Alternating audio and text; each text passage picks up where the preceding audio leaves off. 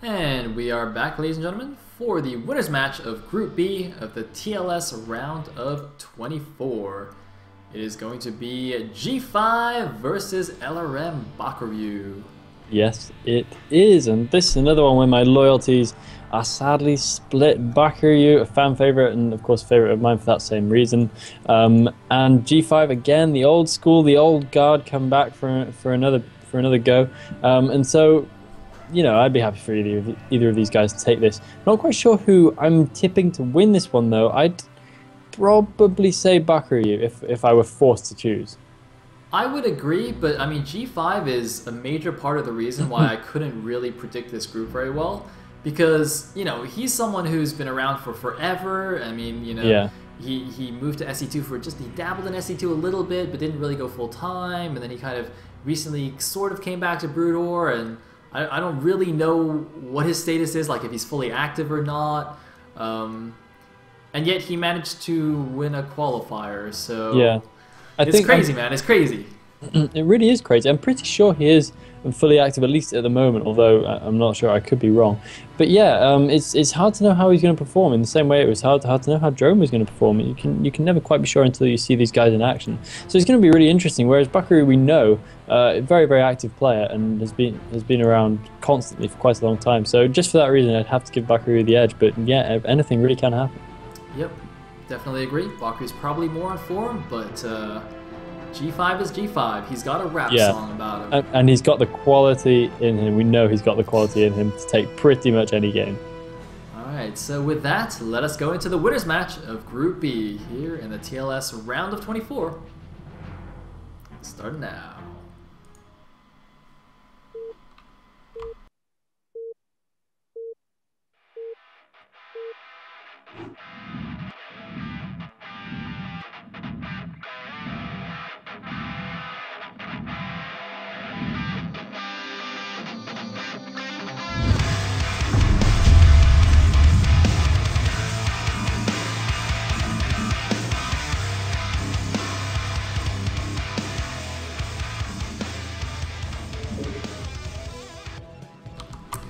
And here we are in the winners match. At the top right corner, as the yellow Protoss, we have G5, and at the bottom left, as the teal Zerg, we have LRM Bakuryu here on New Sniper Ridge.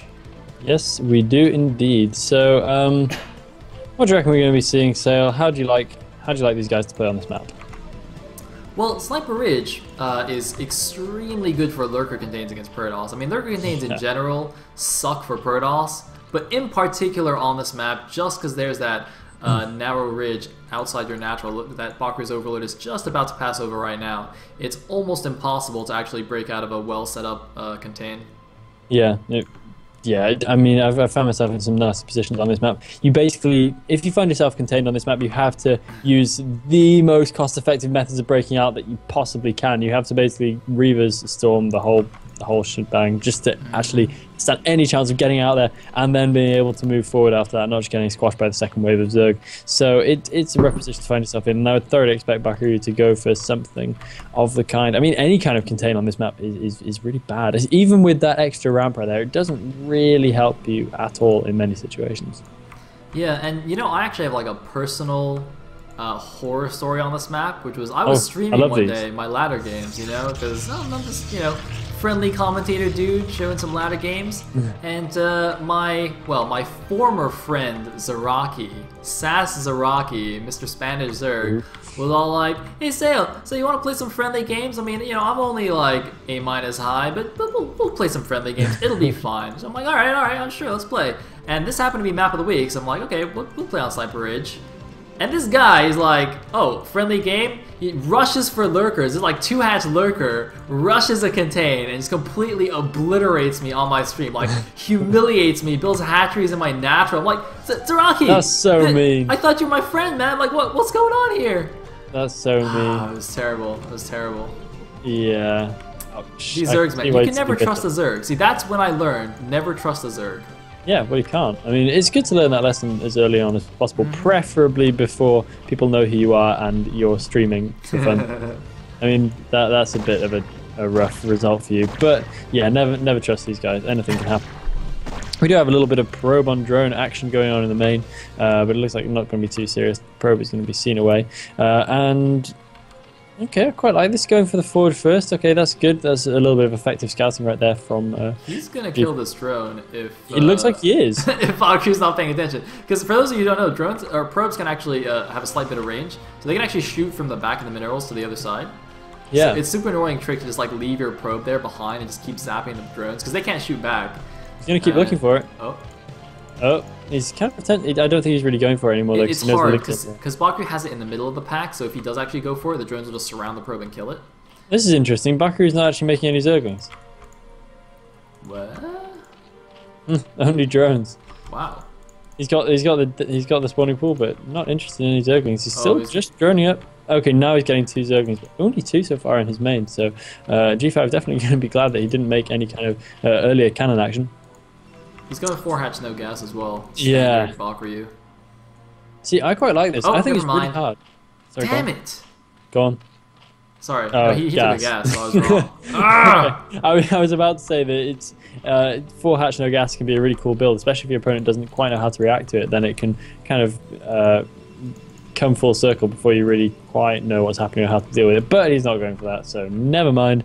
Forget I was ever going to say it. Forget that Sale said that was what was happening. No, don't forget. I was not completely wrong. Just forget. I don't know what Baku's doing. Okay, these are checking for cannon rush to the third. But the thing is, taking a close third usually means you're going for some kind of 4 or 5 hatch before gas in this matchup. Otherwise, you would take another natural so you can SimCity it and get a free 4th. That's the standard nowadays. So Baku taking a close third, but still getting his gas after 3 hatches is very confusing to me. It makes me think he's going to go for fast mutas. Yeah. But that equally doesn't seem like a very Baku thing to do. Has Baku just like completely changed since I last saw him play or something? He's like a completely different person. He doesn't make, you know, hatchery squares anymore. He doesn't go 4 hatch, no gas anymore. This is crazy, man. I don't know him anymore.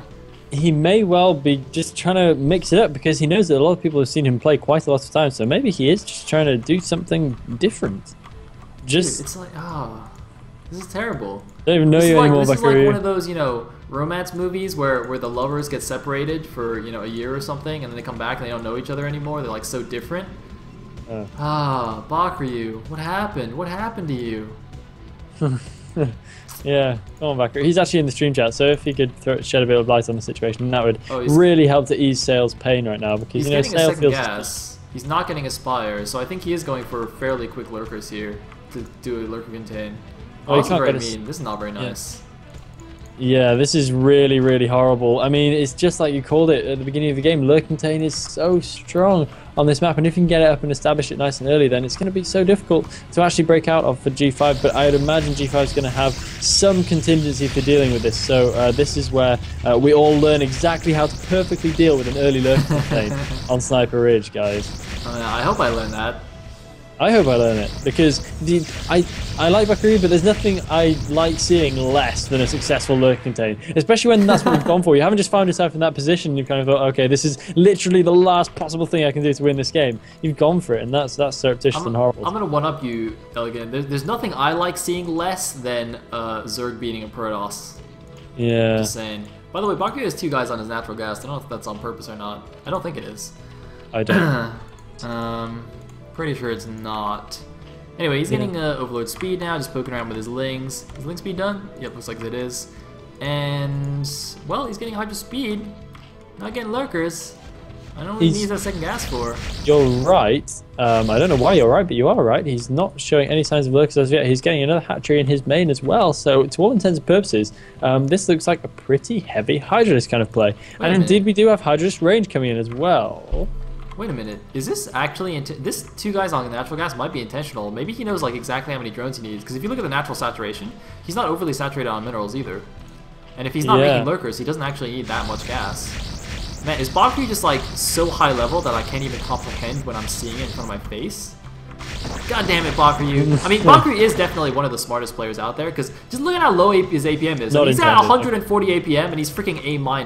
This guy's got to be a genius, right? Yeah, you've got to be way too smart. Got to be a real thinker to make that happen. Bakuryu says it wasn't intended, the 2 on the natural gas. Man, we should have just pretended. He totally could have pretended it was and looked like a genius. I even set that up for him, and he's just like, nope. Bakuryu, come on, man. Try trying to make you look good here.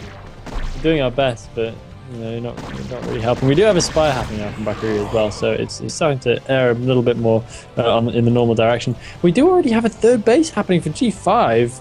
This is super early. I like it. They're cross map. I like it. It's harder to attack, and more importantly, I'm a greedy to also I love making nexuses. I think this is a really good idea. Do we have an overlord coming with Bakary's forces? No, we don't. Will he even scout that base? The 3 o'clock base could happen pretty much unprevented right here. We do have one DT there to defend. Will the cannons get up in time? It looks like the cannons aren't quite going to make it up in time. Those Hydras might be able to snipe them out, and there is an overlord coming in as well. The cannons are just going to not make it in. Oh, so unfortunate for G5. No, he doesn't have to. Oh, okay, he does not have. Will he be able to do enough? No, it looks like that last cannon is not going to be able to do it. And finally, the rest of the Hydras come in, and G5 is not going to be able to get this base up as early as he is intended. And that is unfortunate, because I think this is actually a really good idea. Oh man, that was so close. Literally, 15 seconds slower on the Hydras and the cannons would have been done, and that base would have been less than that. 5 seconds even, maybe. That was really, really, really close for G5. Unfortunately, the Nexus did come in. He was unable to cancel it, so he's going to lose the 400 minerals, and he's going to have to come up with a different plan, and he's going to have to play this really, really smartly to come back. Yep. I mean, man, I've been in this position so many times. It's like, you're just trying to sneak that base. You're like, please don't attack me, please don't attack me, please don't attack me. And then he comes in right before the cannons finish. You're like, no, go away. It's very, very sad. But I mean, it's still playable. I mean, he's definitely behind. But he got a few Hydra. Oh, no, what's he doing with these High Templars? Oh, he's got to not do that. That's not a good way to come back in the game. He's probably going to lose it, too. He's going to try and save it with the Zealots, but that's not going to work against all those Hydras. He's going to do his best. Those Zealots are being pretty manly about the whole thing. The Archon might make it in and might be able to actually clean up the remainder of those Hydras. Well, there's a thing. And the Archon does make it. So, yeah, but that's really not the kind of thing he needs to be doing. He needs to be really, really cost effective right now. Fortunately, though, I think he's just trying to focus on holding that high ground. He doesn't want to lose that high ground outside his natural expansion. I think that's the answer right there. I think that is definitely a good idea from him. That's what he's intending. Yeah, Lurker actually taking a 4th base already after having just denied the Protoss 3rd. So it's not entirely necessary to take that 4th base, but I guess he just feels like, well, since the Protoss went for 3rd, there's... Sick storm there. Unfortunately, he doesn't actually kill any of them. Bakary taking his eye off of Museless for just a second and losing about slightly more than half the health off all of them at once. So really nice right there. He has lots of weakened Museless, and they're not as strong as they should be. Usually Museless not terrible, really good at dealing with Dragoons, but when their health gets low, the Dragoons can really start to do some serious damage. So a little bit unfortunate there for Bakary, but still he is able to deny G5's 3rd base. Again, G5 is just going crazy on this 3rd base. He really wants it to happen. Another nice Ice Storm going down on these Museless, but nonetheless not able to finish them off entirely. And that Nexus is going to have to be cancelled out. I mean, that base is just not happening as of yet for our Protoss player. 2 Zealot Harass, though, going to Bakary's undefended 3rd. Just let's say that, though, a bunch of Hydras get there. So I guess it's somewhat more than undefended. Yeah, you're looking really on the ball with that. Unfortunately. For you. It's crazy. He's got a 4th base now up as well at the 6 o'clock. Continue to deny the 3rd, and now getting Lurkers. This is where the Dragoons can't even get out. They're walled in. Yeah, so the Dragoons can't get out. And unfortunately, G5... has lost most of his standing army, so he's got really no presence out there at all. He is on 85 supply, but most of that is tied up in probes. Of course, he would do well to stop producing probes by now. He has, but he really needs some more army so he can get out there and defend his high ground. But I think he's running I was about to say the risk, but I think he's certain to lose his high ground, and he's going to have to try some draw-style shuttle harassment in order to get himself back into this one. Indeed he will, and man, oh god, the contain's going down, Elegant. Cover your eyes. No. Cover your eyes. This stream just got rated R. Oh man, Lurker contain on a ridge. So brutal. Don't let your children watch. They'll have nightmares. Yeah, well, I'm going to have nightmares. This is going to be horrible. Go. Oh, Storm Drop, though, could be good. Could be good. Storm Drop could be good. Although, I don't know how...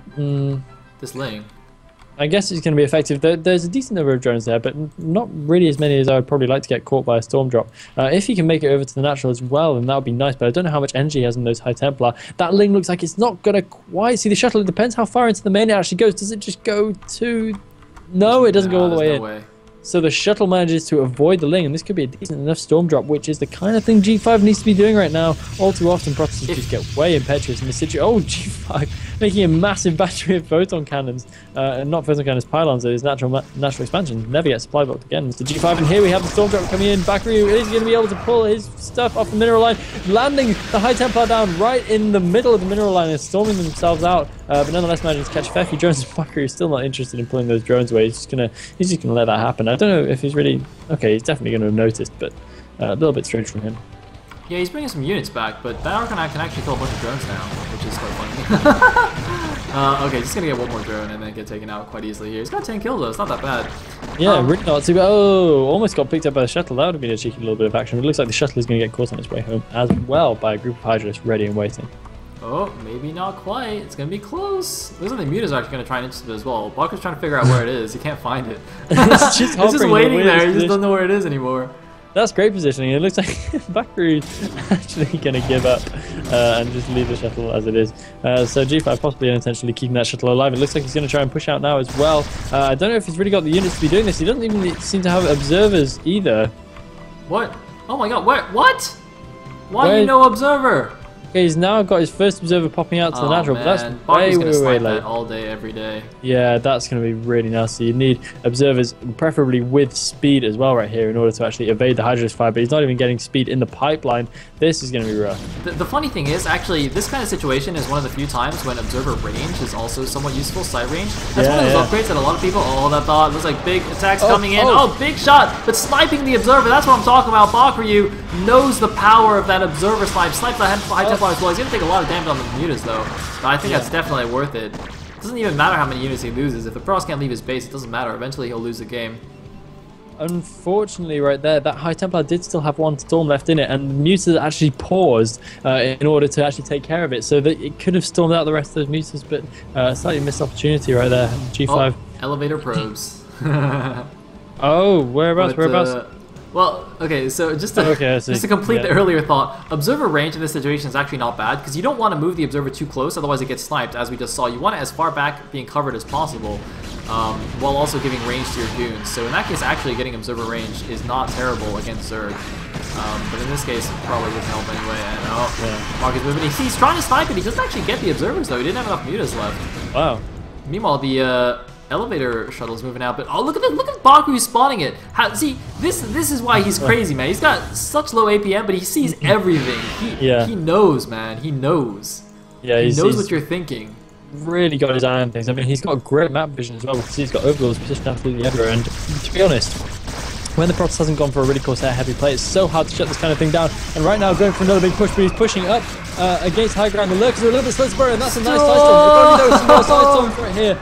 This could be really, really nice for G5, but he's battling a horrible, horrible uphill battle, and that's exactly what we mean when we say it is just hideous to try and break out of a lurker containment on this map, and a huge army pretty much goes down for G5, and Baku is bearing down on his natural, but doesn't even have to go in. He can just pull back, he can defend that ridge all day long. Yeah, it was a valiant attempt by G5, but now he's got no more storms. He's only got zealots and goons, and too many zealots really to be of any use for anything. Baku's money's getting a little bit high, but I mean, it doesn't really matter. Just look at the minimap. Look at that stream of reinforcements coming in. I don't even need to click it. Just look at that. Look at that snake running across the map. Wow. Yeah, that's a terrifying thing to see. I mean, not the G5 can actually see it, because he has literally no map presence whatsoever. He sees nothing right now. He's living in the dark. But he's going to know that there's going to be a lot of reinforcements coming in, that he is severely in trouble at this point, and yet another observer going to get sniped out. Oh, and this is just horrible. G5 really unable to get any kind of foothold, and now we see why it was such a good idea to get that third base up super early, and why it's so unfortunate that he was unable to do so. Yep, and well, I mean, Consume is almost done, and once Swarm gets on that contain, it will actually be impossible to break it. It won't even be like really, really hard. It will be, well, Dragoons are the only thing that'll take down these lurkers, but they do 0 damage because they're Swarm. So GG, yo. He's gonna need Reavers, but that's not gonna happen. He's got no money for that. It would have been nice to see the Reavers earlier. I think once he realized the position he was in, he should have gone for Reavers straight away, because I know it takes a bit of time to transition and you kind of lose a bit of ground doing that, but there really is no substitute for Reavers in this situation. Look at all those units from Baku. How would you ever break this container at this stage? I mean, I know it's gone on a little bit long now, so you can't really judge how how serious the situation this is, because it looks like it just got out of control and the Zerg just walking all over the Protoss. But this is so tough for the Protoss to deal with. And I think Reaver's in the transition might have done well. All that Foxy's trying to break out, but it's really not going anywhere. A couple of nice storms landing, getting a few lurker kills and some nice blink kills as well, but still that container is super strong. Indeed, so I think it's just a matter of time before G5 has to make a final charge here. Oh man, suiciding Goons is not the way to go though, but he's basically mined out now. It'd be cool if he just uses all his probes to attack as well. Oh, he's busting out. He's busting out. I really don't want to miss this huge probe attack. Look at the natural, look at the natural! Oh, look at all the probes! Oh god! Probe party! Probes are loving their lives. Woo! Probe party! Yeah, they're just thinking, thank God we're not out there, because the Protoss units are getting slaughtered right now as they try and battle at that ridge. They're kind of making some headway, but they are meeting a brick wall finally of Hydra, Zerglings, the whole stuff right there. Dude, the probes are still going, man. They're still going. They're going at it. That's a lot of probes. That's a lot of probes. They're still wiggling and jiggling. They got the Artosis nerd chills. Yeah, and right now there are Lings and Darkspawn coming into the Protoss natural. G5 is holding on for dear life, but he is completely toast in this game. He's dead and buried. Yep. GG! And the probes are still dancing. Yeah, they dance right to the end. They don't stop for anyone. Unfortunately, they're given the opportunity to surrender as well, so they can keep dancing in Zerg jail, whatever that means for them. They're gonna turn into drones. They're gonna be, they might be infested, right? I mean, like you can have infested Terrans and infested Kerrigan. Maybe you can infest probes. Maybe you don't even need to infest them because they're just robots, right? You just reprogram them to mine for you. Yeah, that's quite possible actually. In our weird kind of StarCraft Brood War lore that we create for ourselves every week. Very conceivable. We make the rules here. We make the rules. Yeah, and then never apply them because frankly we don't have that kind of power. All right, so that means that Bakryu advances. Bakryu advances indeed. Bakryu is now in the round of 16. Congrats to him. And G5 will go on to play in the final match against TTF, who auto wins in the losers match because Infected's not here. Yes, we already dealt with all that stuff earlier. Infected, of course, misread the time zone, but was a real gentleman about it, and hopefully we'll see him in future tournaments. So yes, this is going to be, I believe, the final match of the day. Please correct me if I'm wrong, because I don't want to screw this up and have everyone cheat. I believe you are correct, Elegant. Okay, so guys, even if you're tired, I know you're probably getting tired at this point, but don't turn off because you don't want to miss this. You don't want to miss the game. You don't want to see who is the last player to qualify for the next round today. It is going to be an exciting game, and already we've seen Bakryu qualify, we've seen Project qualify, and we have seen oh my god, I can't believe I've forgotten the other guy. Help me out, Sale. Infected, no, yes, no.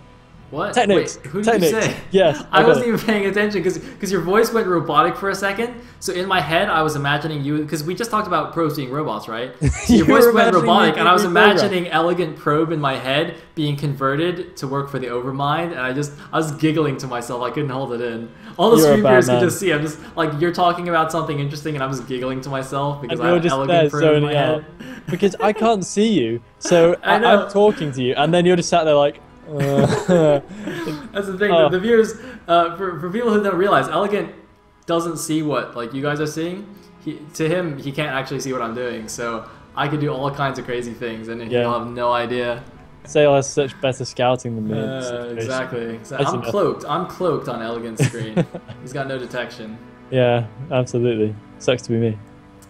All right. Anyway, so we're gonna take a quick break and then come back with the final match of the day. To see who's going to be advancing second out of Group B. Will it be G5 or TTF? Don't go anywhere.